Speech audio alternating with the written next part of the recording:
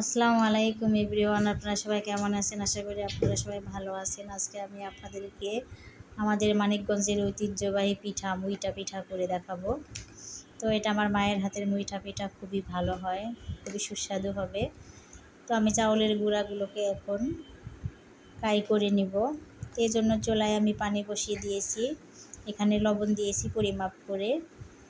তো এখন এখানে দিয়ে দিব চাউলের গুঁড়াগুলো। তো এগুলো দিয়ে আমি ভালো করে চাউলের গুঁড়ো কাই করে নেব। তো তারপর এগুলোকে আমি হাত দিয়ে মুইঠা করে নেব। তো খুবই সুস্বাদু হয় এভাবে। তো এগুলো চিনি দিয়েও করা যায়, আবার চিনি ছাড়াও করা যায়, কারণ একটু বেশি করে দুধ দিলে অনেকটা সুস্বাদু হয় খাবারটা। তো এই তো আমাদের প্রায় হয়ে গেছে, পানিটা শুকিয়ে গিয়েছে। তো এখন আমি এগুলোকে ভালো করে নেড়ে মিশিয়ে নিব।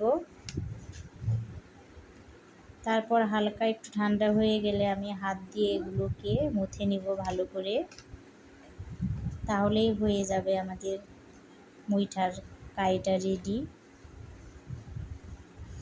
তো এই তো আমি এইভাবে করে মুইঠাগুলো সবগুলো করে নেব।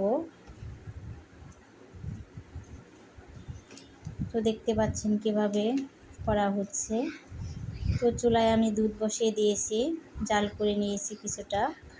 তো এখন এখানে দিয়ে দিচ্ছি পরিমাপ করে চিনি, একটু লবণ, তো আর দিয়ে দিয়েছি একটা তেজপাতা। তো তেজপাতার জন্য একটু ফ্লেভার আসবে। তো এখন এগুলোকে দিয়ে দিব আমি এখানে মুইঠাগুলোকে।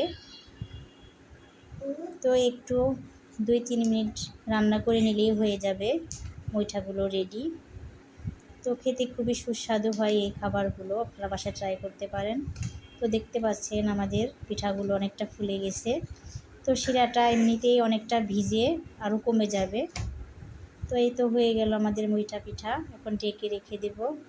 তো আজকের মতো ভিডিও এই পর্যন্তই। সবাই ভালো থাকবেন, সুস্থ থাকবেন। আমার চ্যানেলটিকে লাইক সাবস্ক্রাইব করে দিন। আল্লাহ হাফেজ।